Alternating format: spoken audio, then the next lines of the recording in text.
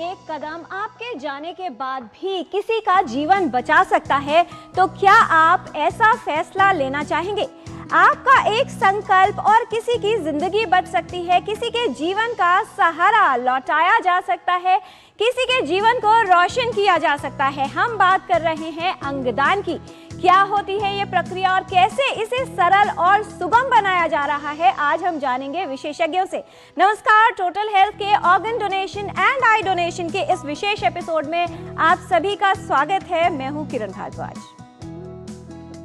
बहुत से लोग जो अंगदान करना चाहते हैं, उनके मन में बहुत से सवाल रहते हैं। ये सोच कि क्या हमारे जाने के बाद अगर हमारे अंग किसी को दान कर दिए जाएं तो अगले जन्म में वो अंग हमें प्राप्त नहीं होंगे। ऐसे जो पॉइंट्स होते हैं, ऐसी जो सोच होती है, वो बड़ी बाधक बनती है। अंगदान की प्रक्रिया बहुत ही सरल है, सुगम है। किस तरह से की जाती है ये विशेषज्ञ आपको समझाएंगे। क्या है अंगदान का महत्व और कितनी जरूरी है हर व्यक्ति की इस सोच को बदलना और उनको अंगदान के विषय में प्रेरित करना, ये समझने की आवश्यकता है, क्योंकि अंगदान को महादान भी कहा जाता है। आपका एक संकल्प किसी का जीवन दान हो सकता है, किसी के जीवन को बचा सकता है। किस प्रकार से किया जा सकता है अंगदान? अगर आप अंगदान करना चाहते हैं तो इसके लिए आपको करना क्या है, ये विशेषज्ञों से समझने की आवश्यकता है। अंगदान के लिए बहुत सी जानकारी उपलब्ध है और कई माध्यम भी हैं। अंगदान करना कितना और क्यों महत्वपूर्ण है, ये आज हम समझेंगे विशेषज्ञों से, क्योंकि अंगदान कई तरह के अंगों का हो सकता है, कई स्थितियों में हो सकता है। जीवित व्यक्ति से कौन से अंग लिए जा सकते हैं, यानी कौन से वो ऑर्गन्स हैं जिनको कोई लाइव डोनर भी डोनेट कर सकता है और वो किसी दूसरे के काम आ सकते हैं। वहीं पर कुछ अंग ऐसे होते हैं जो कैडेवरिक डोनर से लिए जाते हैं, यानी मृत्यु के उपरांत लिए जाते हैं। मृत्यु के बाद कितने समय के अंदर, यानी वो टाइम ड्यूरेशन क्या होनी चाहिए जिसमें किसी व्यक्ति का कॉर्निया लिया जा सकता है, उसे समझने की कोशिश करेंगे कि अगर किसी को आई डोनेट करनी है तो उसके लिए प्रक्रिया कैसे होनी चाहिए और किन सावधानियों का पालन करना है। ब्रेन डेथ क्या स्थिति होती है? कहा जाता है कि अगर व्यक्ति कार्डियक अरेस्ट उसको हो जाता है या कार्डियक डेथ होती है, उससे पहले की स्थिति अगर ब्रेन डेथ है, तो क्या उस समय पर व्यक्ति के अंगदान किए जा सकते हैं? क्या भूमिका होती है और क्या संबंध है इसका अंगदान से? किस तरह से ये तय किया जाता है कि व्यक्ति ब्रेन डेड हो गया है? अंगदान का फैसला कौन ले सकता है? क्या खुद व्यक्ति या फिर उसका परिवार? और अगर किसी व्यक्ति ने जीवन काल में अपने अंगदान की प्रतिज्ञा नहीं ली है तो ऐसे में क्या किया जा सकता है, यानी क्या उसके परिवार के सदस्य उसके जाने के बाद, या अगर वो ऐसी स्थिति में है कि डिसीजन नहीं ले सकता, क्या परिवार की सहमति से भी अंगदान किया जा सकता है? ये विशेषज्ञ आपको समझाएंगे और साथ ही ये भी बताएंगे कि ऐसी स्थिति में कौन कौन से अंग उस व्यक्ति से लिए जा सकते हैं। अंगदान की प्रक्रिया पूरी तरह से हम समझेंगे। अंगदान की पूरी प्रक्रिया कितनी सुरक्षित है, कितनी व्यवस्थित है, कितनी ट्रांसपेरेंट है, और जो लिया गया अंग है वो सही व्यक्ति तक सही तरीके से कैसे पहुंचाया जाता है, वो भी एक लिमिटेड टाइम ड्यूरेशन में, जिससे वो अंग सही रहे, सुरक्षित रहे और उस व्यक्ति के काम आ सके। ये तमाम प्रक्रिया विशेषज्ञों द्वारा समझाई जाएगी। साथ ही ये भी जानेंगे कि क्या अंगदानकर्ता से प्राप्त अंग किसी में भी प्रत्यारोपित किया जा सकता है या उसके लिए किसी खास प्रकार की मैचिंग की आवश्यकता होती है। ये प्रक्रिया किस तरह से पूर्ण होती है किसी में अंग प्रत्यारोपित करने के लिए, यानी कोई भी ऑर्गन ट्रांसप्लांट करने के लिए मैचिंग कितनी आवश्यक है, और क्या कॉर्निया के लिए भी इसकी आवश्यकता होती है? क्या ह्यूमन ऑर्गन्स के स्थान पर आर्टिफिशियल ऑर्गन्स का प्रयोग भी किया जा सकता है? क्या आने वाले समय में ऐसी उम्मीद की जाए कि ह्यूमन ऑर्गन्स की जगह आर्टिफिशियल ऑर्गन्स यूज किए जा सकेंगे? ये हम समझेंगे, क्योंकि ये प्रक्रिया अगर हो पाती है तो बहुत सा जो लोड है वो कम हो जाएगा और ट्रांसप्लांट करने की प्रक्रिया काफ़ी बेहतर हो जाएगी, क्योंकि विशेषज्ञ ये बताते हैं कि डिमांड और सप्लाई में काफ़ी अंतर है।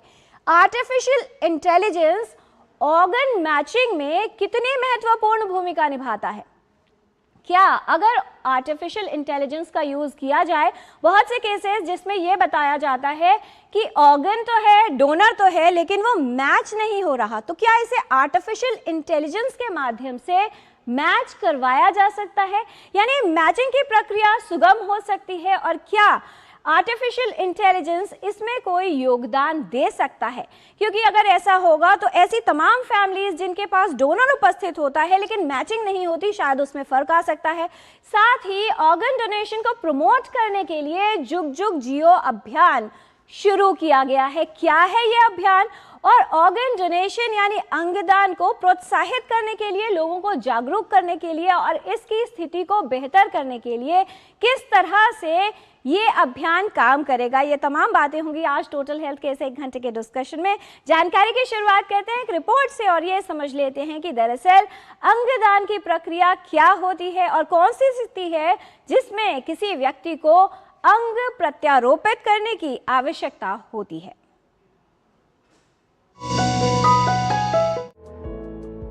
हमारे जाने के बाद भी हमारे अंग किसी जरूरतमंद के जीवन में आशा की किरण ला सकते हैं। यही है अंगदान, एक ऐसा महादान जो किसी के जीवन को दूसरा मौका दे सकता है। अंगदान एक ऐसी प्रक्रिया है जिसमें एक व्यक्ति से स्वस्थ अंग लेकर किसी अन्य व्यक्ति के शरीर में प्रत्यारोपित किए जाते हैं। इस कार्य के लिए दाता के शरीर से दान किए हुए अंग को शल्य क्रिया द्वारा निकाला जाता है। अंगदान 2 तरह से हो सकता है।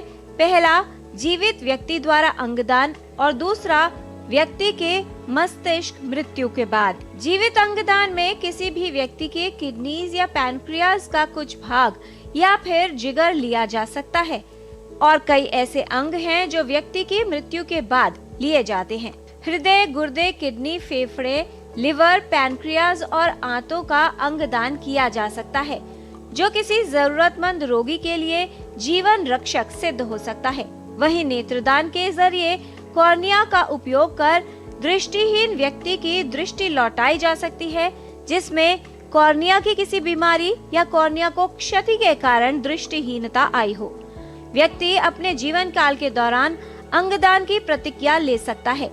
अंगदान की प्रतिज्ञा लेने पर व्यक्ति की मृत्यु के बाद ही अंग लिए जाते हैं। अंगदान और नेत्रदान के विषय में सही जानकारी लें, अपने परिवार से बात करें और अपनी इच्छा को उचित माध्यम से पंजीकृत कराएं। आपका लिया हुआ एक महत्वपूर्ण संकल्प कई लोगों को जीवन दे सकता है। अंगदान अवश्य करें। किसी का जीवन बचाने के लिए हमेशा डॉक्टर होने की जरूरत नहीं है। आपका एक कदम, एक निर्णय, एक संकल्प किसी को जिंदगी दे सकता है। कैसे? अंगदान करने से। कैसे हो सकती है ये प्रक्रिया, और अगर आप अंगदान करना चाहते हैं तो इसके लिए आपको करना क्या है, ये तमाम बातें आज हम जानेंगे विशेषज्ञों पर से। इस विषय पर बात करने के लिए हमारे साथ उपस्थित है विशेषज्ञों का खास पैनल, उनसे आपका परिचय करा दें। हमारे साथ हैं doctor Anil Kumar, director national organ and tissue transplant organisation. बहुत स्वागत है डॉक्टर अनिल आपका। आज के डिस्कशन में हमारे साथ रहेंगे doctor Asuri Krishna, professor, department of surgery and unit head, All India Institute of Medical Sciences, New Delhi. हमारे साथ आज डिस्कशन में शामिल हैं doctor V Devguru, professor and head, CTVS, All India Institute of Medical Sciences, New Delhi. और साथ ही किस तरह से आप अपने नेत्रों का दान कर सकते हैं, यानी आई डोनेशन की प्रक्रिया कैसे होती है, ये बताने के लिए हमारे साथ डिस्कशन में उपस्थित हैं doctor Radhika Tandon, chief, doctor Rajendra Prasad, centre for ophthalmic sciences, all India Institute of new Delhi. बहुत स्वागत है डॉक्टर राधिका टंडन आपका। आज का जो विषय है वो हम सभी से संबंधित है, क्योंकि अंग की आवश्यकता किसी की परिवार में किसी भी सदस्य को हो सकती है और हम सबकी ये जिम्मेदारी है कि हम संकल्प लें, प्रतिज्ञा लें अंगदान की। प्रतिज्ञा कैसे ले सकते हैं ये विशेषज्ञ आपको बताएंगे। इस विषय से संबंधित कोई भी प्रश्न अगर आप पूछना चाहते हैं तो आप हमारे इन नंबर्स पर कॉल कर सकते हैं। 011 है दिल्ली का STD कोड जो आपको लगाना है, नंबर है 2309-7648, 2309-7671 एंड 2309-7655। आप अपने प्रश्न ईमेल भी कर सकते हैं ddnewstotalhealth@gmail.com पर। तो आइए समझते हैं कि कितना महत्वपूर्ण है अंगदान करना और किस तरह से कितने ही लोगों के जीवन को बचा सकता है, उनकी जिंदगियों को रोशन कर सकता है आपका एक संकल्प। सबसे पहले डॉक्टर अनिल आपसे समझना चाहेंगे कि कितना महत्वपूर्ण कदम होता है जब एक व्यक्ति प्रतिज्ञा लेता है कि उसको अपने अंग दान करने हैं और ये संकल्प जीवन काल में ले लिया जाता है। नमस्कार। ये बहुत महत्वपूर्ण होता है कि हम जब भी एक व्यक्ति संकल्प लेता है तो उससे क्या होता है कि एक होप जागृत होती है कि बहुत सारे जो परिवार वेट कर रहे हैं ऑर्गन डोनर्स की, और जिनके परिवार में कोई देने वाला नहीं है और उनको ऑर्गन चाहिए, और बहुत से अंग ऐसे हैं जो कि मृत्यु उपरांत ही दान हो सकते हैं, जैसे कि हृदय का दान है, लंग्स का दान है। तो सिर्फ जो जीवित व्यक्ति है वो या तो एक किडनी दे पाता है या वो लिवर का एक हिस्सा दे पाता है। तो उसके अलावा जो बाकी अंग हैं, जो लिवर है, हार्ट है, ये वाले अंग भी जो है हम लोग मृत्यु उपरांत भी दान कर सकते हैं। तो बहुत ज़रूरी है। और पेनक्रियाज, इंटेस्टाइन भी आजकल ट्रांसप्लांट हो रहे हैं। लंग्स और हार्ट तो मृत्यु के बाद ही दे पाएंगे। तो ये सभी जो अंग मिल सकते हैं मृत्यु उपरांत एक आदमी से, और उसमें कोई एज लिमिट नहीं होती। और जो एक जीवित व्यक्ति है वो 18 साल से ऊपर होना चाहिए। प्लेज के लिए भी हम लोग ये होता है कि अगर आप संकल्प लेना चाहते हैं तो नोटो की एक वेबसाइट है जिसमें सिर्फ मात्र 1 मिनट की प्रक्रिया है। वो वेबसाइट है noto.mohfw.gov.in।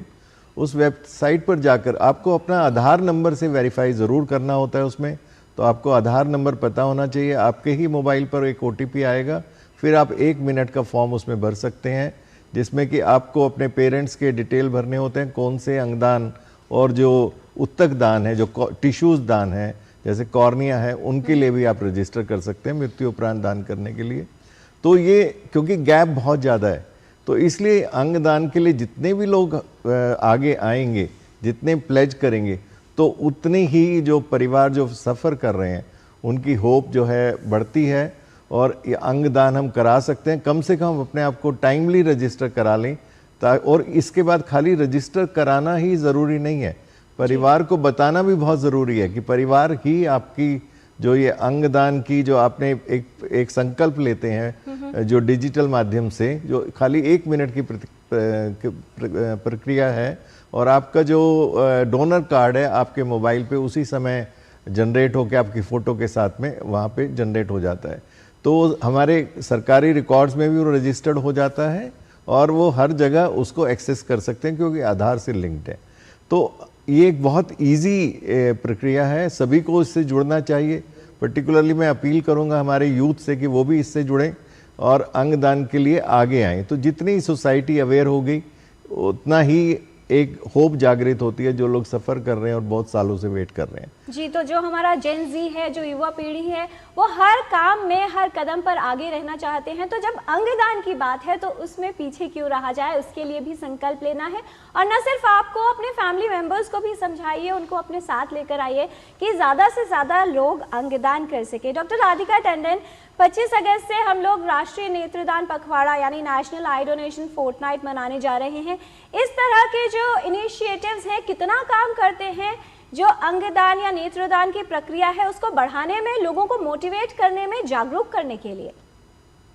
नमस्कार, थैंक यू, आपने ये बहुत अच्छा सवाल पूछा। एक किस्म की ये जो ड्राइव या जानकारी फैलाने की एफर्ट होती है, ये इस पखवाड़े के दौरान थोड़ा सा स्टेप अप हो जाता है। दूसरी चीज़, पब्लिक को ये नाइस मैसेज जाता है कि ये गवर्नमेंट की तरफ से है और मिनिस्ट्री ऑफ हेल्थ और फैमिली वेलफेयर इसको प्रमोट कर रहा है। तो इससे बहुत इम्पोर्टेंट मैसेज जाता है कि ये अच्छा कार्य है, इसमें कोई परेशान होने की बात नहीं है।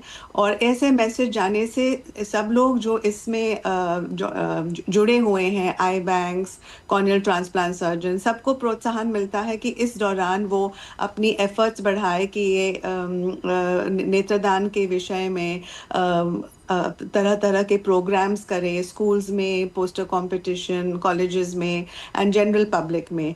दूसरा, इस पखवाड़े के दौरान जो डोनर्स हैं जिन्होंने डोनेट कर ऑलरेडी करे हुए हैं, तो ये भी कोशिश की जाती है कि उनकी तरफ हम हाथ बढ़ाएं और उनको थोड़ा सा हम रिकग्निशन दे। उन्होंने ऑलरेडी ये नोबल कार्य करा हुआ है, उन्होंने अपने नज़दीकी रिश्तेदारों की आइस डोनेट करी है।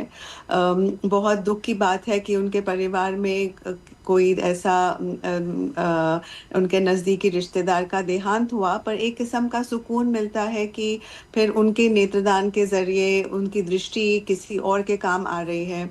तो ये आई फील अच्छा एक्टिविटी है कि पखवाड़े के दौरान ये नेत्रदान पखवाड़ा मनाया जाता है और इसका है डेफिनेट बेनिफिट। और नेत्रदान का काम और ये जानकारी फैलाना ऑल द ईयर राउंड होता ही रहता है, पर इस टाइम पे थोड़ा सा उस पर ज़्यादा एफर्ट लगाने से एक किस्म का माहौल बनता है कि अच्छा काम है, उसको सपोर्ट करना चाहिए। जी डॉक्टर देवगुरु, कार्यक्रम के शुरुआत में ही एक ईमेल आ गया है। राजेंद्र जी का ईमेल है, वो ये पूछ रहे हैं कि उनके फादर लगभग 15 दिन से कोमा में हैं, ये बताया गया है। क्या ऐसी स्थिति में भी ऑर्गन डोनेट किए जा सकते हैं? हम ये ज़रूर चाहेंगे कि बहुत सारे लोगों को कन्फ्यूजन होता है कि कार्डियक डेथ क्या है, ब्रेन डेथ क्या होती है, और एक ये स्थिति जो इन्होंने बोला है कि कोमा की स्थिति, ये समझा दें कि क्या स्थितियाँ हैं और क्या स्थिति में भी व्यक्ति के ऑर्गन्स डोनेट किए जा सकते हैं। नमस्ते। फादर का अभी कोमा में, पहले चेक करना पड़ता है रिवर्सिबल डैमेज हुआ, इरिवर्सिबल। कभी कभी चीज़ में वापस आ सकते हैं होश में, वो नहीं आ रहे हैं तो डॉक्टर डिसाइड करेंगे ब्रेन डेथ हो चुका है, ब्रेन स्टेम रिफ्लेक्सेस नहीं है। वो 2 पैनल डॉक्टर्स आएंगे, डिसाइड करेंगे, उसके बाद गैप देंगे, उसके बाद फिर से चेक करेंगे, 6 घंटे के बाद फिर से चेक करेंगे, फिर डिक्लेयर करेंगे ब्रेन डेथ हो गया। उसके बाद लगभग पता चलता है वापस ही नहीं आएगा, ब्रेन वापस नहीं आएगा, लंग, हार्ट, बाकी किडनी सब फंक्शन में है। इस स्थिति में आप डिसीजन ले सकते और डोनेट करने के लिए। ब्रेन डेथ मतलब ब्रेन वापस नहीं आएगा, इरिवर्सिबल डैमेज हो चुका है, वापस नहीं आएगा, but heart and lung, kidney सारा फंक्शन में है। कार्डियक डेथ मीन्स हार्ट बंद हो चुका है और सर्कुलेशन बंद हो गया, उस स्थिति में भी डोनेट कर सकते हैं, but usually it's called cadaver donation, but sometimes we can donate immediately. Death हो चुका है, इमीडिएटली डोनेट कर सकते हैं, DCD डोनर बोलते हैं, एकदम तुरंत हार्ट और लंग सारा ऑर्गन्स निकाल सकते, फिर दे सकते। ऐसे DCD डोनर आने के बाद ऑर्गन्स का नंबर बढ़ेगा देने में।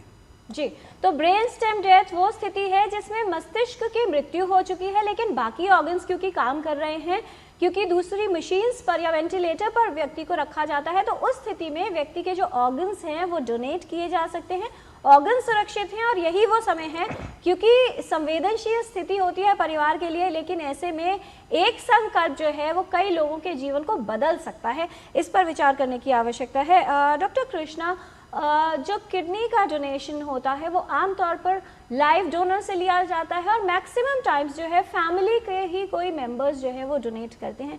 बहुत सारे केसेस में ये स्थिति सामने आती है कि डोनर तो है, फैमिली में ही मौजूद है, लेकिन मैचिंग नहीं हो पा रही। क्या है ये HLA मैचिंग, या ऑर्गन डोनेट करने से या ट्रांसप्लांट करने से पहले मैचिंग की आवश्यकता क्यों होती है? देखिए, अगर आप देखा जाए तो एक ऑर्गन डोनेशन में आप दूसरे व्यक्ति का ऑर्गन एक व्यक्ति में लगा रहे हैं, तो आपकी बॉडी उसको एक फॉरेन बॉडी की तरह मानती है और उसको रिजेक्ट करने के चांसेस होते हैं। तो इन सबको ओवरकम करने के लिए बहुत सारे तरीके होते हैं। उसमें से एक बहुत इंपॉर्टेंट स्टेप होता है मैचिंग। मैचिंग से ये होता है कि आपका ब्लड ग्रुप मैच करा जाता है, एक पार्ट होता है जिसे कहते हैं HLA मैचिंग, वो करी जाती है, और क्रॉस मैचिंग करी जाती है। तो इससे मैचिंग से जितना दो ऑर्गन्स के बीच में मैचिंग होती है उतना उसका चांस होता है, कम चांस होता है रिजेक्ट होने का, और उतना चांस होता है कि वो ऑर्गन्स ज़्यादा से ज़्यादा चलेगा। हालांकि हम जो प्रेजेंट सिनेरियो में है, हमारे पास इतने सारे ड्रग और इतने अच्छे इम्यूनोसप्रेशंस आ गए हैं कि हम जो ब्लड ग्रुप अलग अलग वाले ब्लड ग्रुप है उनको भी हम ट्रांसप्लांट कर सकते हैं और उनके भी रिजल्ट काफ़ी अच्छे आ गए हैं। क्रॉस मैचिंग की बहुत ज़्यादा ज़रूरत है। और दूसरा इंपॉर्टेंट चीज़ है कि किडनी डोनेशन, जैसे आपको बताया गया कि लिविंग से भी हो सकती है और मृत्युपरांत भी हो सकती है। जो लिविंग डोनेशन वाले होते हैं उनका रिजल्ट ज़्यादा बेटर होते हैं कंपेयर टू दैट मृत्युपरांत, बट हालांकि देश दुनिया भर में देखा जाए तो मृत्युपरांत जो डोनेशन है तो सबसे ज़्यादा होता है, बट इंडिया अकेली जगह है जहाँ पर लिविंग डोनेशन ज़्यादा होता है। ऑलमोस्ट 90% जो किडनी डोनेशन होते हैं वो लिविंग डोनेशन है, बट ब्रेन डेड डोनेशन को बढ़ाने की बहुत ज़्यादा ज़रूरत है और उन सबसे पहले ये सब क्रॉस मैचिंग ये सब करने की बहुत ज़्यादा आवश्यकता है। जी, और ये तभी संभव हो सकता है जब जो लोगों के मन में डर है या असमंजस की स्थिति है या सवाल है उनको दूर किया जाए, भ्रमों को दूर किया जाए। डॉक्टर अनिल, क्या किया जा रहा है जो पूरी प्रक्रिया है उसको ट्रांसपेरेंट बनाने के लिए और ये समझाने के लिए कि इसमें गलती की गुंजाइश लगभग ना के बराबर है? अभी जो भी मरीज जिनको ऑर्गन चाहिए ट्रांसप्लांट के लिए, उनका रजिस्ट्रेशन जिस अस्पताल में वो इलाज करा रहे हैं वो अस्पताल उनको करवा देता है। तो हर एक पूरी वेटिंग लिस्ट तैयार हो गई है राष्ट्र के स्तर पर। तो वो नेशनल जो वेटिंग लिस्ट है आज की डेट में उसकी जो संख्या है 1 लाख क्रॉस कर गई है। तो ये पूरे जो सरकार के जो जितने गवर्नमेंट के और प्राइवेट के जितने भी अस्पताल हैं जिनको भी अंगों की ज़रूरत है, ऐसे मरीजों की संख्या लगभग हर 20 मिनट में एक मरीज ऐड हो जाता है वेटिंग लिस्ट में। और क्या ये पूरी जो लिस्ट है वो सेंट्रलाइज्ड है? ये यानी सेंट्रलाइज्ड देश के किसी भी कोने में होगा उससे कनेक्ट किया जा सकता है? बिल्कुल, उसको कनेक्ट किया जा सकता है। तो ये पूरी प्रक्रिया, उसमें वेटिंग लिस्ट वो जिस अस्पताल के थ्रू रजिस्टर हुआ है उस अस्पताल में भी उसका क्या नंबर है, उस राज्य में उसका क्या नंबर है, उस पूरे रीजन में क्या नंबर है, उसके बाद उसका पूरे राष्ट्र स्तर पे क्या नंबर है। तो ये पूरा देखा गया है क्योंकि बहुत से ऑर्गन जो है जैसे हार्ट है, लंग्स हैं, वो राष्ट्र स्तर पर भी आकर के आवंटित होते हैं। तो वो वाली वेटिंग लिस्ट भी नंबर हमें चाहिए होता है। तो पूरी एक डिजिटल प्रोसेस के थ्रू और एक यूनिक आईडी, नोटो आईडी जिसको बोलते हैं, हर मरीज की एक नोटो आईडी होती है। तो ऐसे ही जब डोनर डोनेट करता है, कोई भी डोनेट करता है, किसी भी जगह से डोनेट करता है, तो उसका भी जो एक इन्फॉर्मेशन है जो हमारी राज्य संस्था है जिसको सोटो बोलते हैं, नोटो के हर राज्य में सोटो बन गई है, तो उन सोटो को इन्फॉर्मेशन आ जाती है। फिर वो वेटिंग लिस्ट चेक करता है सोटो कि किस अस्पताल में डोनेशन हुआ है। पहले उनके यहाँ मरीज देखे जाते हैं जो वेटिंग लिस्ट में है, लेकिन वहाँ भी वेटिंग लिस्ट के हिसाब से ही होता है। और ये पूरी क्योंकि कंप्यूटराइज्ड व्यवस्था है और आधार से भी इसको जोड़ दिया गया है, तो इसमें कोई भी छेड़छाड़ की गुंजाइश और पूरा सिक्योर्ड एक ही प्रत्यारोपण सॉफ्टवेयर अभी भारत सरकार ने अभी 3 अगस्त को लॉन्च किया है, जिसमें कि इस सॉफ्टवेयर में आधार भी जोड़ दिया गया है, जिससे कि एक यूनिक आइडेंटिटी हर डोनर की और हर जो पेशेंट है वेटिंग लिस्ट में उसको एक यूनिक आइडेंटिटी मिल जाती है, ताकि वो एक ट्रांसपेरेंट प्रक्रिया के तहत उसका एक इलाज हो। जो जिसको पहले ज़रूरत है, जो पहले लिस्ट में जुड़ा है, तो उनको पहले अंग आवंटित हो। लेकिन सबसे बड़ा इस वेटिंग लिस्ट तो बढ़ती जा रही है, लेकिन हमें अपने अंगदान को बढ़ाने की ज़रूरत है और उसके लिए सभी को इस मुहिम जो हम लोग चला रहे हैं अंगदान की, उससे जुड़ने की ज़रूरत है। तो हर कोई जो 18 साल से ऊपर है, मैं फिर अपील करूंगा कि वो अंगदान के लिए शपथ लें और अपने परिवार को ज़रूर बता दें कि मैंने शपथ ली है, और बाद में ताकि उनका अंगदान जब भी ज़रूरत हो। और ये सब आधार लिंक्ड हो गया है, तो इसमें हर किसी को इजीली आइडेंटिफाई कर सकते हैं हम लोग। तो हर एक का, क्योंकि आजकल एक डिजिटल हेल्थ अकाउंट भी है, तो वो आधार जिसका भी हो जाता है तो वो फिर डिजिटल हेल्थ अकाउंट में उसके सारे रिकॉर्ड्स आ जाते हैं। तो और आजकल हर अस्पताल में ये, उससे हम आभा जो आईडी बोलते हैं, उससे हम इसको एक्सेस कर सकते हैं। जी, एक सवाल डॉक्टर राधिका टंडन आपके लिए, श्रेष्ठा जी का सवाल है। वो ये पूछ रहे हैं कि क्या कॉर्निया प्रत्यारोपित करने के लिए भी मैचिंग की आवश्यकता होती है, और आमतौर पर अगर मान लीजिए किसी व्यक्ति की मृत्यु घर पर ही होती है तो क्या उस स्थिति में भी आई डोनेशन करना संभव हो सकता है? Thank you. इन्होंने बहुत अच्छा सवाल पूछा। इसमें 2 हिस्से हैं। सबसे पहले उन्होंने पूछा कि कॉर्निया के लिए भी मैचिंग की ज़रूरत है कि नहीं।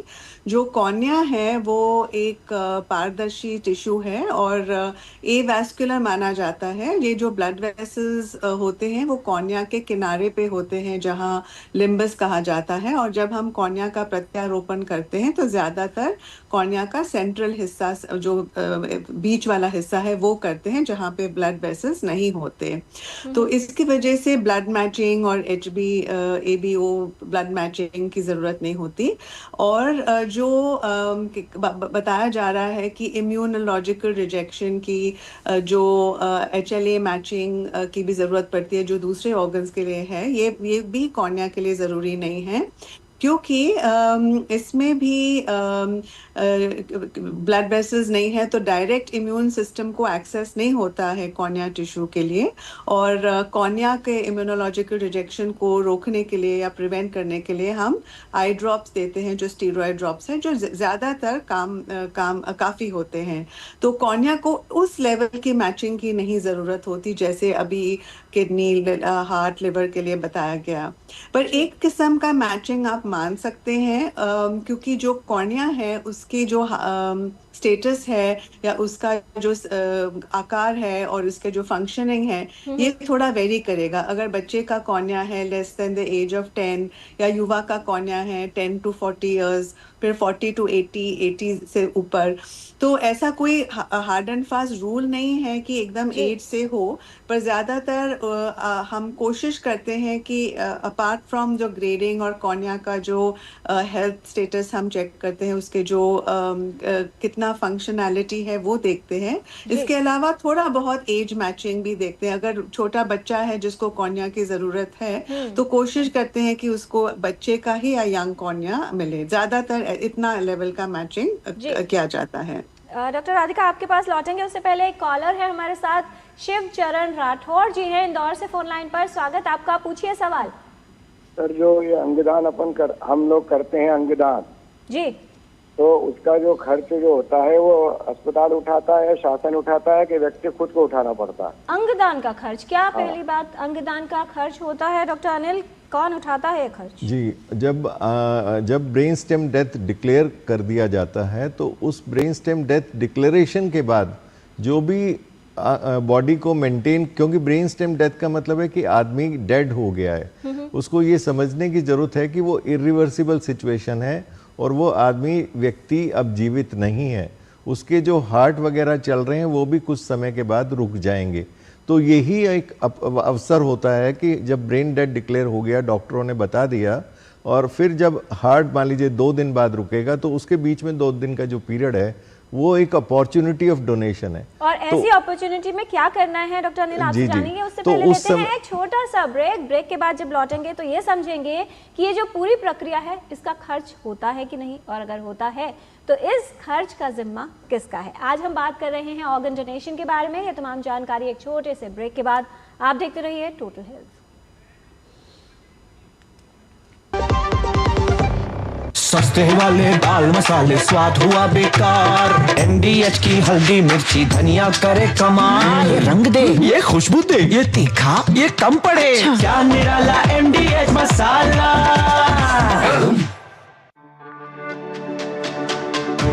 मेरी पसंद, मेरी पसंद, मेरी पसंद, मेरी पसंद, हमारी पसंद, हम सबकी पसंद। मजबूत देश का मजबूत सरिया हो गया स्टील। हर जीत की शुरुआत होती है छोटे छोटे कदमों से, और हर छोटी तैयारी बदल सकती है पूरा नतीजा। क्योंकि मैदान हो या जिंदगी, छोटी से छोटी तैयारी ही देती है प्रोटेक्शन, और प्रोटेक्शन ही देता है भरोसा। जैसे LIC की बीमा लक्ष्मी, एक खास प्लान सिर्फ महिलाओं के लिए, जहां छोटी बचत दे बड़ी सुरक्षा, ताकि जिंदगी के हर मैदान में आप रहे हर पल के लिए रेडी। LIC बीमा लक्ष्मी, रखे हर पल के लिए रेडी। ब्रेक के बाद टोटल हेल्थ में आपका स्वागत है। ऑर्गन डोनेशन यानी अंगदान का क्या महत्व है, ये हम जान रहे हैं विशेषज्ञों से। और इसी जो अभियान है इसको मजबूती देने के लिए, यानी ऑर्गन डोनेशन के बारे में सभी को जागरूक करने के लिए चलाया गया है जुग जुग जियो अभियान। क्या है ये देख लेते हैं एक छोटी सी रिपोर्ट में। जुग जुग जियो अभियान एक ऐसा अभियान जो इस आशीर्वाद को केवल शब्दों तक सीमित नहीं रखता, बल्कि अंगदान के माध्यम से इसे किसी के जीवन की नई शुरुआत बनाने का संदेश देता है। आपका दिल किसी और के सीने में धड़क सकता है, आपकी आंखें किसी और की दुनिया रोशन कर सकती हैं और आपके अंग कई जिंदगियों में सांस बनकर जी सकते हैं, क्योंकि अंगदान का निर्णय केवल आपका नहीं होता, ये आपके परिवार की जानकारी और सहमति से ही पूरा हो सकता है। आइए जुग जुग जियो अभियान से जुड़िए, क्योंकि जुग जुग जियो अभियान सबसे सुंदर आशीर्वाद वही है जिसे हम किसी और के जीवन की सच्चाई बना सकें। किसी के जीवन बचाने का संकल्प बहुत बड़ा कदम है और ये कदम कोई भी उठा सकता है। डॉक्टर अनिल, क्या है ये अभियान? थोड़ा सा हमारे व्यूअर्स को इसके बारे में बताएं। ये अभियान अभी 3 अगस्त से शुरू किया गया है, जुग जुग जियो अभियान, और इसमें सभी भारत सरकार के जो मंत्रालय हैं और जो डिपार्टमेंट्स हैं और सभी राज्य सरकारें इसमें बढ़ चढ़ के हिस्सा ले रही हैं। और इसमें एक जुग जुग जियो एक आशीर्वाद, आप सभी जानते हैं कि एक आशीर्वाद होता है जो सदियों से देते रहे जो हैं, सदियों से हमारी जी। परंपरा रही है और बहुत हमारे सभी के घरों में ये हम लोग बोलते हैं जब भी कि जुग जुग जियो। तो इसमें आशीर्वाद ही छुपा है कि जो अंग दाता है, जिसके अंग दान किए जा रहे हैं, वो दुनिया से तो जा रहा है, लेकिन उसके ये सारे अंग बहुत सारे लोगों में जीवित रहते हैं। तो ये आशीर्वाद उस आदमी के लिए भी है जो मृत्यु को प्राप्त हो चुका है, और लेकिन उसके अंग अभी भी बहुत सारे लोगों में जीवित हैं और बहुत सारे जीवन को चला रहे हैं आगे। तो एक इस तरह से हम लोग देखते हैं कि कई किडनी ऐसी हैं जो अभी 105 साल की किडनी हो गई है और अभी भी चल रही है। तो इस तरह के जो वो जो जीवन को चला रहे हैं, तो ये एक आशीर्वाद उस दाता के लिए भी है कि उसके इतने सारे अंग अलग अलग बॉडीज़ में जीवन दे रहे हैं। और ये आशीर्वाद उन परिवारों के लिए भी है जिनके घर में इस तरह के पेशेंट्स थे जो कि अंग जिनके खराब हो चुके थे और उनके आज अंग स्वस्थ हैं, और वो अपने खाली उस व्यक्ति को ही उससे एक जीवन दान नहीं मिला, उससे पूरे परिवार को एक तरह से जीवन दान मिला। तो उनके लिए भी एक ये जुग जुग जियो एक बड़ा सटीक बनता है कि उनके लिए भी एक पूरा आशीर्वाद है। तो अंगदान एक बड़ा आशीर्वाद के रूप में दाता के लिए भी और प्राप्तकर्ता के लिए भी एक पूरा आशीर्वाद है। और उसी आशीर्वाद को भारत सरकार ने एक अभियान के तौर पे सभी को जोड़ने के लिए इसको मुहिम को चलाया है, और इसमें सभी लोग आगे बढ़ बढ़ के आ रहे हैं। और ये जो हमारे आदरणीय प्रधानमंत्री जी ने भी कई बार अपने मन की बात में बोला है कि एक अंगदाता 8 व्यक्तियों तक की जान को बचा सकता है, और सभी को इसमें जुड़ना चाहिए। और अभी तो अंग के अलावा cornea donation, skin donation, skin से भी जान बच रही हैं। तो बहुत सारे बच्चे जो जल जाते हैं, जो जीवित नहीं अदरवाइज रह पाते, तो उनको भी हम स्किन के डोनेशन से दान बचा पा रहे हैं। तो उस तरह के बोन्स के डोनेशन भी हो रहे हैं। तो अंगों के अलावा अभी टिश्यूज डोनेशन भी पूरा एक तरह से बढ़ता जा रहा है। तो सभी एक जो हमारे व्यूअर का कॉल था कॉस्ट को लेकर, उस पर क्या कहना चाहेंगे? हाँ, जो कॉस्ट जो मेंटेन करते हैं, जब मैंने बताया कि जैसे ही ब्रेन डेथ डिक्लेयर हो जाता है तो डोनर के परिवार के ऊपर कोई भी चार्ज उसका नहीं लगाया जा सकता मेंटेन करने का। तो ब्रेन डेथ जब चाहे प्राइवेट अस्पताल में भी अगर ऐसा अंग दान करने वाला व्यक्ति है जिसको कि ब्रेन डेथ डिक्लेयर कर रहे हैं, और वो परिवार अगर उसका अंगदान के लिए आगे आता है, तो जब ब्रेन डेथ डिक्लेयर करने के बाद चाहे वो 2 दिन रहे चाहे 3 दिन रहे, तो जब तक उसकी अंगदान की प्रक्रिया पूरी होती है तब तक कोई उसकी बिलिंग डोनर के परिवार के ऊपर नहीं हो सकती। या तो उसको राज्य सरकारें देती हैं, या वो अस्पताल बियर करता है, या जिनको अंग दिए जाएंगे उनके भी लोग इसको रेसिपिएंट्स जो होते हैं तो वो भी बियर कर सकते हैं। और अगर भारत के किसी गवर्नमेंट अस्पताल में अगर वो अंग आता है तो मेंटेनेंस कॉस्ट भारत सरकार भी उसमें अंग के लिए देती है। तो मेंटेनेंस कॉस्ट का भी भारत सरकार का प्रोग्राम के तहत में वो दी जाती है, चाहे प्राइवेट अस्पताल में भी। तो डोनर के परिवार के ऊपर उसका कॉस्ट का कोई खर्चा नहीं आता, और इसमें निश्चित रूप से डोनर की बल्कि कुछ ना कुछ एक तरह से उनको सम्मान एक दिया जाता है, और एक पूरा ट्रिब्यूट के फॉर्म में उसको लिया जाता है।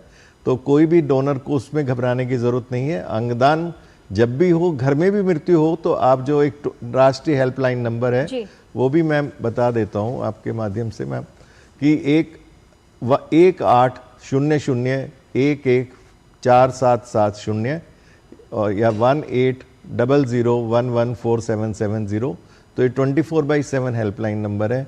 तो जो भी कोई अंगदान के लिए जानकारी या कोई भी फ़ोन करना हो तो या जानकारी देनी हो या अंगदान कराना हो या कॉर्निया डोनेशन कराना हो घर से या स्किन डोनेशन कराना हो तो आप इस पे कॉल कर सकते हैं कभी भी जी। और ये हेल्पलाइन नंबर्स और जो नोटो की वेबसाइट है वो सारी डिटेल हमारे प्रोग्राम में भी लगातार फ्लैश की जा रही है, आप उसको नोट कर सकते हैं, वहाँ कांटेक्ट कर सकते हैं और ये पता कर सकते हैं कि अगर आप अंगदान करना चाहते हैं तो इसकी प्रक्रिया के लिए आपको करना क्या है। डॉक्टर कृष्णा, जो मैचिंग की बात है उसके अंदर क्या नई टेक्नोलॉजी, आर्टिफिशियल इंटेलिजेंस ये भी काम कर सकता है? जो गैप आता है कि यानी फैमिली में डोनर है लेकिन मैचिंग नहीं हो रही। देखिए, AI का तो आजकल इस्तेमाल हर एक जगह हो रहा है और क्रॉस मैचिंग में भी इसका बढ़ चढ़ के इस्तेमाल हो रहा है। अगर आप वेस्टर्न कंट्रीज़ में देखें इसका काफ़ी इस्तेमाल हो रहा है, जिसको एक कहते हैं वर्चुअल क्रॉस मैचिंग, जिसमें आपको ब्लड का मैचिंग की ज़रूरत नहीं है। आपके पास ऑलरेडी एंटीबॉडी पैनल्स पड़े होते हैं और उससे आप वर्चुअली मैच कर सकते हैं और आपके रिजल्ट जल्दी आ जाते हैं और जो ट्रांसप्लांट की प्रक्रिया है वो भी जल्दी हो जाती है। दूसरा, एक जैसे आपने एक सवाल पूछा कि आपके पास डोनर है लेकिन वो आपके साथ मैच नहीं कर रहा, बहुत सारे तरीके हैं जिससे वो डोनेशन को सक्सेसफुल करा जा सकता है। एक तरीका होता है कि जो एक भी इनकम्पैटिबल जो मैचिंग कहते हैं उसको करा जा सकता है, जिसमें आपको बहुत सारे दवाइयाँ देनी पड़ती हैं, 3-4 हफ्ते का प्रिपरेशन होता है, उसके बाद करा जाता है। दूसरा तरीका होता है जो आजकल काफ़ी उसको लोग इंपॉर्टेंस दे रहे हैं, स्वैप ट्रांसप्लांट। आपके पास जो डोनर है वो आपसे मैच नहीं कर रहा है, दूसरे के पास डोनर है जो उनसे मैच नहीं कर रहा, बट ये दोनों आपस में मैच कर रहे हैं, तो ऐसे करके एक स्वैप ट्रांसप्लांट करा जा सकता है। हमने हमने एम्स में भी 2-4 हमने स्वैप ट्रांसप्लांट करे। आपने हाल में न्यूज़ में भी देखा होगा कि वहाँ पर भी 3-4 लोगों का एक साथ स्वैप ट्रांसप्लांट कराया गया। आई थिंक सो नोटो भी इस पर काफ़ी काम करे कि एक स्वैप ट्रांसप्लांट रजिस्ट्री भी बनाई जा सके जिससे डोनेशन बढ़ाई जा सके। जी, तो नई तकनीकें बहुत हद तक सहायक हो रही हैं, सक्सेसफुल कर रही हैं जो लोग डोनेट करना चाहते हैं उनके लिए, और जिनको ट्रांसप्लांट किया जाना है उनकी मैचिंग करने में, जिससे प्रक्रिया सरल हो सके। डॉक्टर देवगुरु, हार्ट ट्रांसप्लांट की बात की जाए तो कितना समय होता है? लगभग एक बार हार्ट रिट्रीव किया गया कितने समय में दूसरे व्यक्ति में प्रत्यारोपित हो जाना चाहिए? सबसे अच्छा होगा कम से कम समय लेते हैं तो मैक्सिमम 4 घंटे ले सकते हैं। दूसरा सिटी से वापस आने के लिए पेशेंट कोल्ड स्टोरेज में लेके आते हैं, पहले से उसको कोल्ड स्टोरेज में लेके आते हैं, फिर लेके आते हैं दूसरा जगह को। इस स्थिति में मैक्सिमम टाइम 4 आवर्स बेटर है। If patient is young patient है, डोनर अच्छा है, फिट है, फिर थोड़ा सा लंबा खींच सकते हैं, बट डोनर का उम्र ज़्यादा है, फिर कम और हार्ट फंक्शन थोड़ा सा कमज़ोर है, फिर इतना जल्दी ट्रांसप्लांट कर सकते उतना जल्दी करना है। जी, डॉक्टर राधिका टंडन, किसी व्यक्ति को अगर ज़रूरत है कॉर्निया की, आजकल के मीडियम्स के द्वारा यानी जो नई तकनीकें आई हैं, कितने समय तक उसको रखा जा सकता है सेफली, और एक कॉर्निया कितने लोगों के लिए यूज़ किया जा सकता है? तो जो कॉर्नियल प्रिजर्वेशन मीडियम है उससे कॉर्निया को प्रिजर्व कर सकते हैं 10 से 14 दिन, 2 हफ्ते तक इन अंडर रेफ्रिजरेशन। तो पर ज़्यादातर हम कोशिश करते हैं कि विद इन 4-5 डेज़ ही वो ट्रांसप्लांट हो। पर मीडियम के ज़रिए ये बेनिफिट होता है कि अगर किसी दूर जगह पे डोनेशन हुआ है और वहाँ पे सूटेबल रेसिपिएंट नहीं है तो फिर ये कहीं और पे शिफ्ट कर सकते हैं। दूसरा, कभी कभी हो जाता है कि जिस रेसिपिएंट को लगना है, कोई चाहे कोई बच्चा हो, उस टाइम उसको ज़ुकाम खांसी है तो उसको जनरल एनेस्थीसिया नहीं दे सकते, पर डोनर बच्चा है तो फिर हम प्रेफर करेंगे कि 3-4 दिन रेसिपिएंट को स्टेबलाइज करके तब ट्रांसप्लांट कर सकते हैं। पहले ऐसे मीडियम में 2 या 3 दिन समय ही मिलता था, तो ये 10 से 14 दिन का समय बहुत हेल्पफुल है। पहले भी एक क्वेश्चन आया था जो छूट गया था, वो डोनेशन घर पे हो सकता है कि नहीं। डॉक्टर अनिल ने अच्छे से बताया कि हेल्पलाइन को फ़ोन करके नज़दीकी आई बैंक की टीम घर पे भी आ सकती है। राइट। टोटल हेल्थ में आज हम बात कर रहे हैं ऑर्गन डोनेशन के बारे में। विशेषज्ञों का खास पैनल हमारे साथ, doctor Anil Kumar, doctor V Devguru, doctor Krishna Asuri और डॉक्टर राधिका टंडन। कुछ और जानकारी लेते हैं विशेषज्ञों से रैपिड फायर क्वेश्चंस राउंड के माध्यम से।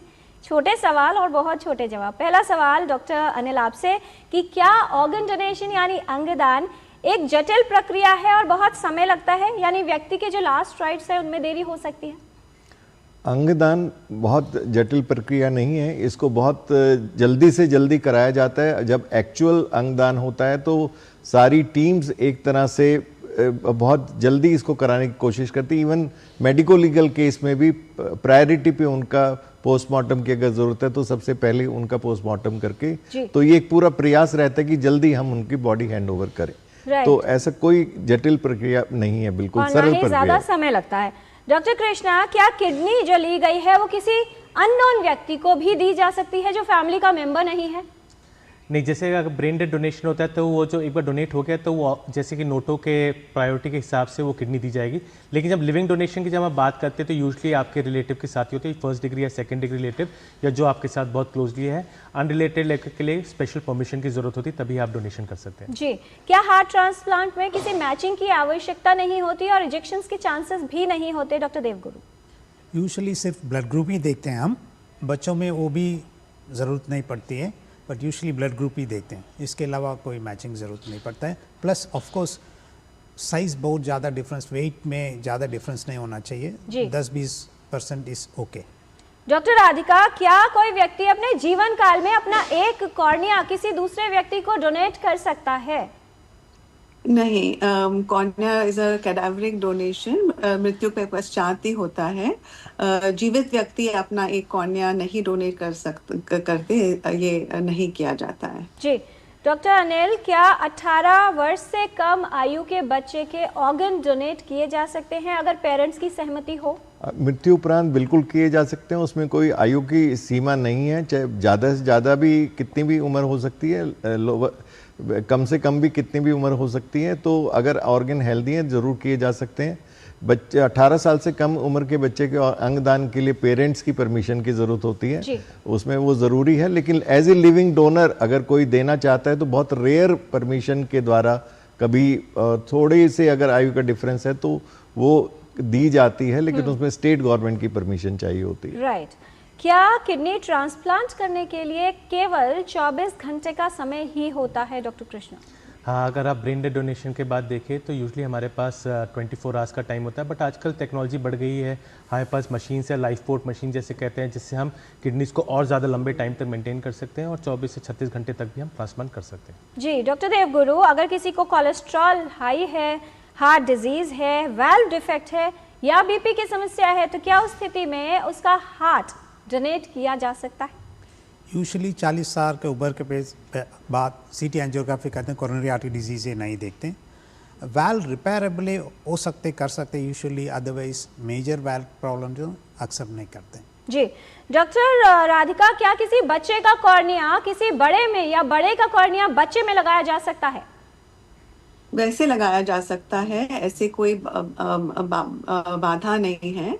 और जैसे एक कॉर्निया एक से ज़्यादा व्यक्ति को भी स्प्लिट करके लगाया जा सकता है, तो ऐसे भी वो कॉर्निया को एडजस्ट किया जाता है। ज़्यादातर कोशिश करते हैं कि पेशेंट की स्थिति और कॉर्निया की स्थिति को देख के वो अलॉट करता है, पर ऐसे कोई रिस्ट्रिक्शन नहीं है। जी, अगर कोई ऑर्गन डोनेशन करना चाहता है तो कहाँ संपर्क करे? अगर उसको ऑनलाइन की जानकारी नहीं है, काफ़ी वृद्ध से होते हैं, तो क्या किया जाए डॉक्टर अनिल? हाँ, वो हमारी हेल्पलाइन जो नंबर मैं पहले भी बता चुका हूँ, उस पर 24 घंटे कभी भी कॉल करके, तो जो हमारा स्टाफ ड्यूटी पर होता है तो वो उनको उसका प्रोसेस पूरा समझा देगा और ऑनलाइन भी उनको करा देगा। क्योंकि ये आधार से लिंक्ड है तो OTP उन्हीं के मोबाइल पर जाएगा, तो वो अगर वो शेयर करेंगे तो वो भी हो सकता है, लेकिन हम अगर उन्हें समझाएंगे तो वो कोई भी उनके परिवार का व्यक्ति उसको रजिस्टर करा सकता है। जी, एक बार किडनी का ट्रांसप्लांट हो जाए तो रिजेक्शन के चांसेस कितने होते हैं, और अगर रिजेक्शन हो जाए तो क्या दोबारा ट्रांसप्लांटेशन की प्रक्रिया हो सकती है डॉक्टर कृष्णा? देखिए, आजकल के प्रेजेंट जो मेडिकेशंस और इम्यूनोसप्रेशन है और वेल क्रॉस मैच्ड अगर किडनी है तो रिजेक्शन रेट बहुत कम होता है, लेस देन 5% रिजेक्शन रेट होता है, और किडनी आपके ऑलमोस्ट 15 से 20 साल तक चल सकती है। एक किडनी के फेल होने के बाद दूसरी किडनी लग सकती है, दूसरी किडनी के फेल होने के बाद तीसरी भी लग सकती है, और तीसरी के बाद चौथी भी लग सकती है। तो किडनी ट्रांसप्लांट में ये फ़ायदा है कि आप 2 या सेकंड, थर्ड, फोर्थ ट्रांसप्लांट भी कर सकते हैं, बट ऑब्वियसली जितने नंबर ऑफ ट्रांसप्लांट बढ़ते हैं उतने उसकी जो लाइफ है वो कम होती जाती है। किसी व्यक्ति को ब्रेन डेड कैसे घोषित किया जाता है, यानी कितने समय में और कितने डॉक्टर्स की टीम? Doctor Devguru. Usually 2 people are required, neurologist आते हैं, वो डिसाइड करते हैं ब्रेन डेथ हो गया नहीं। उसके बाद उस टाइम ब्रेन डेथ के टाइम भी मरीज का टेम्परेचर सब कुछ नॉर्मल होना चाहिए, उसके बाद ही डिसाइड करते हैं ब्रेन डेथ हो गया। वन सर्टिफिकेशन होने के बाद टाइम मिलता है ट्रांसप्लांट कोऑर्डिनेटर को बात करने के लिए। उसके बाद सेकेंड टाइम 6 घंटे के बाद फिर से डिसाइड करेंगे, चेक करेंगे और वापस तो नहीं आ रहे हैं, फिर ब्रेन स्टेम रिफ्लेक्सेस सब करके डिसाइड करते हैं, फिर सर्टिफिकेशन करते हैं ब्रेन डेथ हो गया। राइट। डॉक्टर राधिका, किसी को रिफ्रैक्टिव एरर हो यानी नजर दोष हो, नजर कमजोर है, कैटरैक्ट, ग्लूकोमा है या लेजर सर्जरी हुई है, कौन सी अवस्था में आई डोनेशन नहीं किया जाता? ये सारी स्थितियों में आई डोनेशन किया जा सकता है। अगर लेसिक सर्जरी भी हो तब भी वो आई डोनेशन हो सकता है, क्योंकि वो लेसिक सर्जरी में जो इसका कॉर्निया का अंदर का लेयर है, जो एंडोथेलियम कहते हैं, वो अगर हेल्दी हो तो वो जो न्यू आधुनिक तरीके से एंडोथेलियल ट्रांसप्लांट, सिर्फ अंदर का लेयर ट्रांसप्लांट करते हैं, उसके लिए यूज़ किया जा सकता है। और वो बाकी का हिस्सा कॉर्निया पैच ग्राफ्ट और इमरजेंसी सर्जरीज के लिए भी यूज़ करते हैं। तो इनमें से कोई भी कॉन्ट्राइंडिकेशन नहीं है डोनेशन के लिए। डॉक्टर अनिल, अगर किसी ने अपने लाइफ टाइम में ऑर्गन्स प्लेज नहीं किए हैं तो क्या ऑप्शन है? उसमें भी परिवार एक ये डिसीजन ले सकता है उनके लिए भी। जब मृत्यु अगर किसी की ऐसे व्यक्ति की होती है जिसने प्लेज नहीं किया है, तो भी परिवार के पास ये एक राइट होता है कि वो उसके अंगदान कर सकते हैं, जब तक कि उसने व्यक्ति ने अगर जीवन काल में अपना एक्सप्रेस किया कि मेरे अंगदान ना किए जाए, तो परिवार नहीं डिसीजन लेगा। लेकिन अगर उसने कोई ऐसी ना उसमें ऑब्जेक्शन रेज किया है तो परिवार उसके लिए डिसीजन ले ना उसने रजिस्टर किया है तो भी परिवार डिसीजन ले सकता है, यानी परिवार की सहमति से अंगदान किया जा सकता है। डॉक्टर कृष्णा, आने वाले समय में आर्टिफिशियल ऑर्गन्स कितने यूजफुल होते देखे जा सकते हैं? देखिए, अगर आर्टिफिशियल ऑर्गन्स आ गए जो वैसे ही फंक्शन करे जैसे हम चाहते हैं, तो ऑब्वियसली ऑर्गन डोनेशन की फिर बात ही नहीं आएगी। बट मुझे लगता है अभी हम काफ़ी उससे दूर है। आपने सुना होगा कि रिसेंटली अमेरिका में एक जानवर से किडनी का करा गया, वो थोड़े दिन चली, लेकिन फिर भी अभी हमको इसमें और एडवांसमेंट की ज़रूरत है।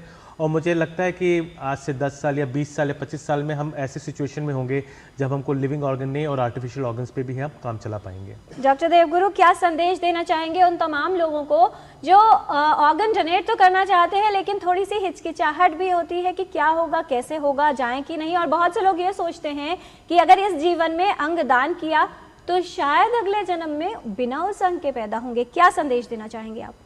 वो तो गलतफहमी है, बट ऑर्गन डोनेशन सबसे अच्छा चीज़ है। आप सोच सकते मरीज़ का ऑर्गन दे रहे हैं, वो ऑर्गन किसी और के रूप में जी रहे हैं। सो ऐसे सोच में डोनेट करेंगे तो सबसे अच्छा होगा। डॉक्टर कृष्णा, आपका संदेश हमारे व्यूअर्स के लिए? अंगदान करें क्योंकि ये महादान है और अमर रहे। जी। डॉक्टर अनिल, क्या कहना चाहेंगे, कैसे अपना योगदान सभी दे सकते हैं? हिचकिचाहट को छोड़कर न सिर्फ जागरूक हो खुद, बल्कि आसपास के लोगों को भी इस अभियान में, इस मुहिम में और इस अच्छे काम में, या ये कहें कि पुण्य के काम में शामिल किया जाए। हम ये कहते हैं कि मृत्यु तो अवश्यंभावी है, पर क्या मृत्यु के बाद भी जीवन संभव है? और ये बिल्कुल संभव है अगर आप अंगदान से जुड़ेंगे। और हम उन अंगों को क्यों तो दफनाएं, क्यों उनको जलाएं, क्यों ना हम दान करके दूसरों का जीवन बचाएं। तो अंग और उत्तक दान के लिए जो टिश्यूज डोनेशन है उसके लिए आगे आएं और ये जुग जुग जियो अभियान जो भारत सरकार ने चलाया उसके साथ जुड़ें और अपना संकल्प रजिस्टर करें। मैं यही अपील सबसे करूंगा। डॉक्टर राधिका, एक वाक्य में आपका संदेश, नेशनल आई डोनेशन फोर्टनाइट शुरू होने जा रहा है, क्या कहना चाहेंगे हमारे व्यूअर्स के लिए? मैं कहूँगी कि नेत्रदान, महादान और जो हमारे हेल्थ केयर प्रोफेशनल्स हैं वो हॉस्पिटल कॉर्निया रिट्रीवल प्रोग्राम को भी प्रमोट करते हैं। तो अगर किसी का हॉस्पिटल में किसी बीमारी से हो जाता है देहांत, तो परिवार वालों को कह सकते हैं, को प्रोत्साहित कर सकते हैं कि वो पूछे कि क्या कॉर्निया डोनेशन हो सकता है।